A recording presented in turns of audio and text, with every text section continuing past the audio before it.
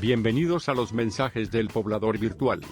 De Ada volver de la estancia La Soledad para sus hijos Bárbara, Uncle Bob y Martín. Les advierte que si siguen incumpliendo el contrato familiar los va a desheredar a todos. Que ya no parecen sus hijos, parecen hijos de otro. Les pregunta en qué momento se dejaron de parecer a ella. Que todo el pueblo debería reconocer a un Goldberg a la distancia y que eso no sucede más, que ahora los confunden con cualquier Fowler o Martin que andan por ahí. Unos don nadie.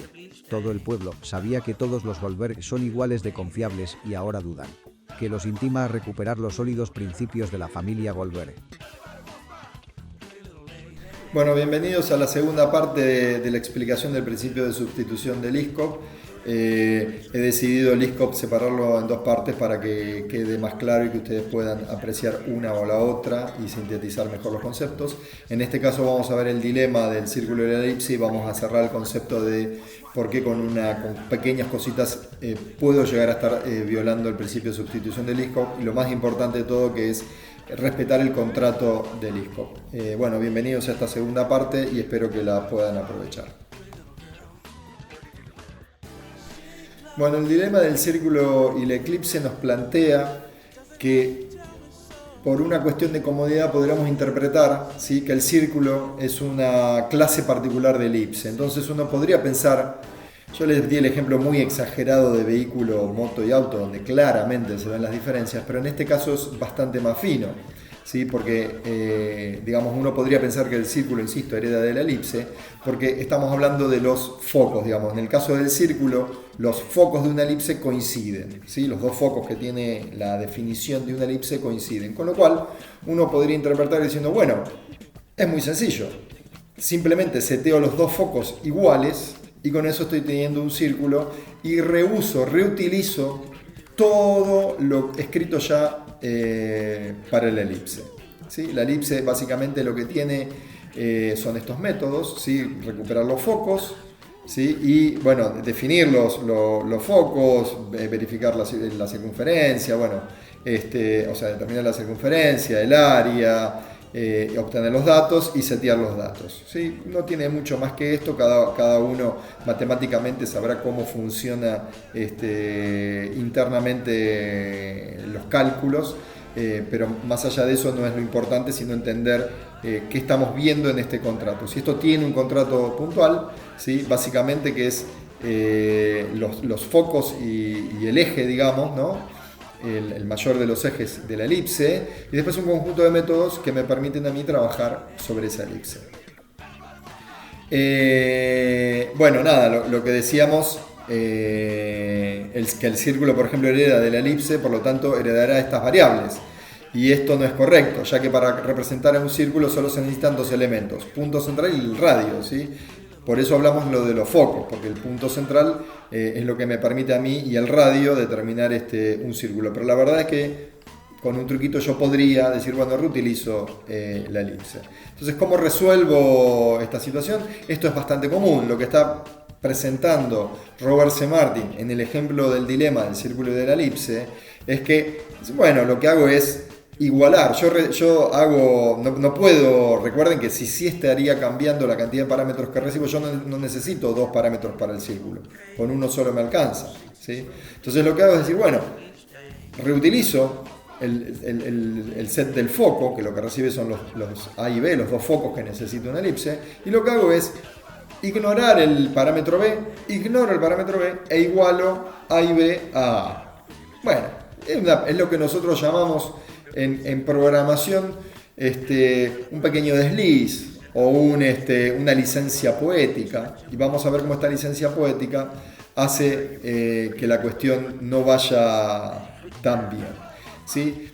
Si vemos acá, las reglas van a ser respetadas porque funciona todo sin problema, pero un poco lo que dice Robert C. Martin, cuando la ponemos a disposición del usuario, quien la tiene que usar, de vuelta volvemos acá entre el ISCOP, que es la definición. El ISCOP me solicita, me requiere prestar atención cuando yo creo las clases, de qué manera las creo, cómo las diseño, Pero después están los clientes son los famosos usuarios que acabamos de decir, somos nosotros mismos como programadores cuando tenemos que utilizar esta estructura de clases, en este caso la elipse, que puede venir con un círculo instanciado.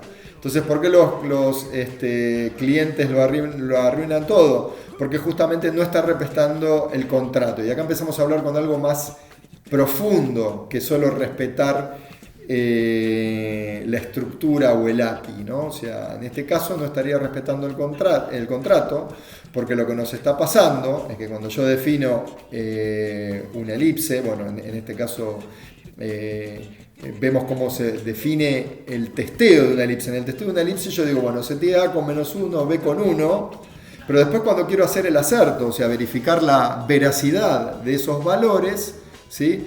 Verifico que lo que yo seteé es lo que me devuelve. Esto anda bien para una elipse, pero no anda bien para lo que acabamos de hacer con el círculo, que acabamos de omitir el dato de B, de hecho lo reemplazamos, pusimos los dos datos A y B en -1, con lo cual en el uso de círculo este test va a estar fallando. En este caso es llamar a la función B, que está haciendo un conjunto de verificaciones. También está forzado un poquito el ejemplo para que podamos entender y podamos comprender lo que hemos violado. Volvemos acá al asunto. ¿Sí? Yo creé un foco, 2 puntos, 1 menos 1 y 1, pero si E es un círculo, y esto es lo importante, yo estoy haciendo toda mi prueba con un puntero a la abstracción, a elipse, pero si E está instanciado en un círculo, cuando haga el llamado a esta función, recuerden, como vimos recién en el código, vamos a mirarlo de vuelta para que no nos... ¿dónde estamos? Acá, perdón.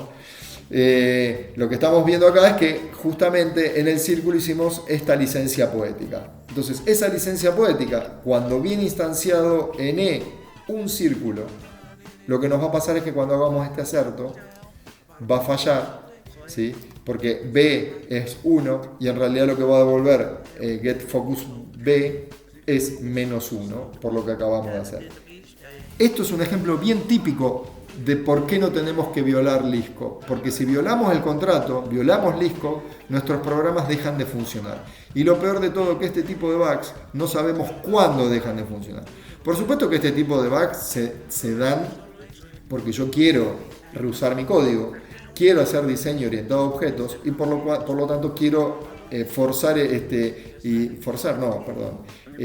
hacer uso de las ventajas del polimorfismo, y entonces acá es donde empiezo a tener problemas. Entonces Bertrand Meyer, de vuelta a nuestro viejo amigo Bertrand, ya les conté, creador de Eiffel, del lenguaje de programación Eiffel, uno de los primeros lenguajes orientados a objetos, en una competencia entre Smalltalk y Eiffel. Eiffel venía del gobierno francés o de Francia, no sé si bancado por el gobierno, yo entiendo que sí, pero de alguna manera en esa pulseada de la supremacía de los lenguajes, lamentablemente Eiffel no quedó tan bien posicionado. Bueno, está claro que en este sentido lo que tenemos que pensar, lo que nos proponía Bertrand Meyer, es que nosotros teníamos que hacer nuestro diseño orientado a objetos guiado por los contratos, design by contract, ¿sí? Entonces ya esto iba mucho más allá, ¿sí? Que solo respetar el API, porque insisto que nuestro ejemplo del dilema de la elipse y el círculo, estamos respetando el API, pero no estamos respetando el contrato. Entonces lo que decía Bertrand Meyer es que si reafirmamos Lisco, podemos decir que con el fin de ser sustituibles, el contrato de la clase base debe ser honrado por la clase derivada. Por lo tanto, círculo no respeta el contrato implícito de elipse, ergo no es sustituible y viola Lisco, ¿sí? Entonces esto de los contratos explícitos era la línea de investigación de Bertrand Meyer, un poco lo que ya se les expliqué, el creador de Eiffel, y lo hizo implementando en el lenguaje. El lenguaje Eiffel es muy interesante porque justamente tiene los tests implícitos en la misma clase. ¿Y cómo tiene los tests implícitos en la misma clase? No tengo que hacer set de test de la clase aparte como venimos acostumbrados con JUnit o como vamos a ver ahora con BDD, con Cucumber, sino que Eiffel directamente tenía un concepto que era precondiciones y postcondiciones. Las precondiciones verificaban y garantizaban el contrato de los parámetros de entrada, porque yo podía tener enteros para recibir algo, pero esos enteros podían estar enmarcados, por ejemplo, en un rango. Entonces yo verificaba que quien usara mi clase respetara lo que yo estaba esperando como parámetros de entrada, pero por otro lado le garantizaba al usuario que las condiciones de salida también estaban por contrato. Muy interesante. Ahora vamos a ver un pedacito de código de vuelta con esto de las precondiciones y las poscondiciones. Claramente es algo que nosotros en los lenguajes que no tienen precondiciones y poscondiciones lo deberíamos garantizar con los acertos de un JUnit, y acá volvemos a la importancia de los tests. Cuando yo no tengo test, probablemente sin darme cuenta esté violando muchos de los principios, especialmente por lo menos el de sustitución, y entonces es muy importante esta herramienta de las precondiciones y las poscondiciones. Finalmente lo que dice Bertrand Meyer, es que en otras palabras los métodos derivados no deben esperar más y no proporcionar menos, ¿sí? Y esto es como una frase de vuelta, otro mantra. A nosotros nos gustan estas frases cortitas para entender cómo respeto la sustitución del ISCOP, ¿sí?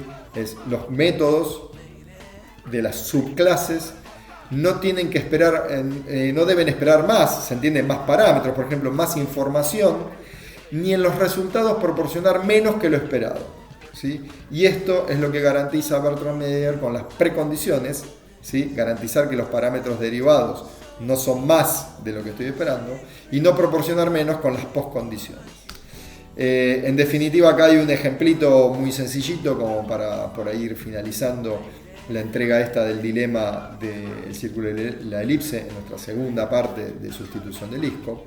Pero lo que vemos acá justamente es cómo es la estructura sintáctica del lenguaje Eiffel, que lo que dice es, bueno, ante un método que recibe una hora, tiene una precondición vía la sintaxis, vía la palabra reservada require, ¿sí? Que lo que hace es validar que si estoy recibiendo una hora, pero es un entero lo que estoy recibiendo, la misma sea entre 0 y 23.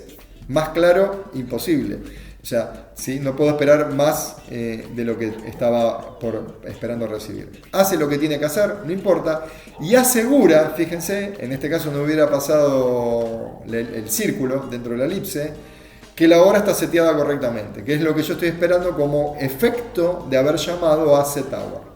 ¿Sí? Entonces, con esto me parece que es un ejemplo muy contundente de cómo en el caso de Eiffel, precondiciones y postcondiciones garantizan el contrato de una clase.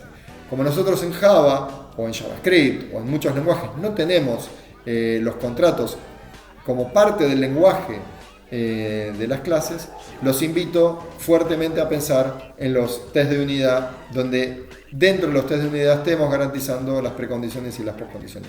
Por supuesto que igual también yo puedo en una clase hacer esto. Yo puedo hacer los acertos de require y puedo hacer los acertos de ensure, simplemente incluyendo la librería en mi clase de assert y verificándolo. O sea, en el fondo puedo hacer lo mismo que está haciendo Bertrand Meyer en mis clases Java, y en cualquier lenguaje se puede hacer esto. Esto es lo que yo llamo, por ahí mal llamo, programar de forma protectiva. O sea, que el programador empiece a pensar que su código lo tiene que proteger él mismo con código extra, ¿sí?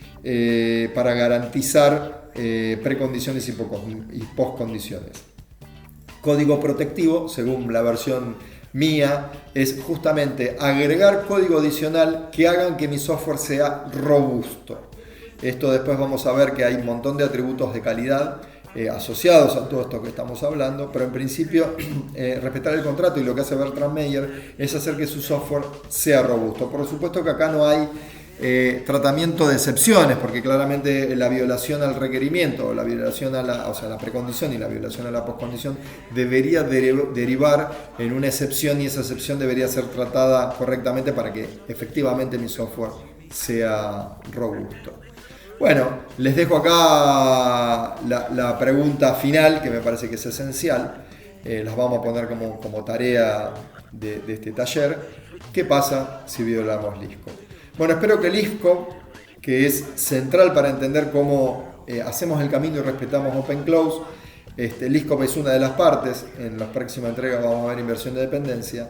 Espero que empecemos a entender donde seguramente si revisamos nuestro código, también esa probablemente sea otra de las tareas que les voy a dejar, agarren código ya de ustedes y empiecen a identificar dónde están violando Liscop o dónde creen que deberían estar reemplazándolo por OpenClaw. Vamos a tratar de hacer un pequeño ejercicio. Por ahora es todo, les mando un codazo desde acá, desde la clandestinidad, y esperamos que sean de mucha utilidad todos los videos que les estamos acercando respecto de la orientación a objetos. Les mando un abrazo.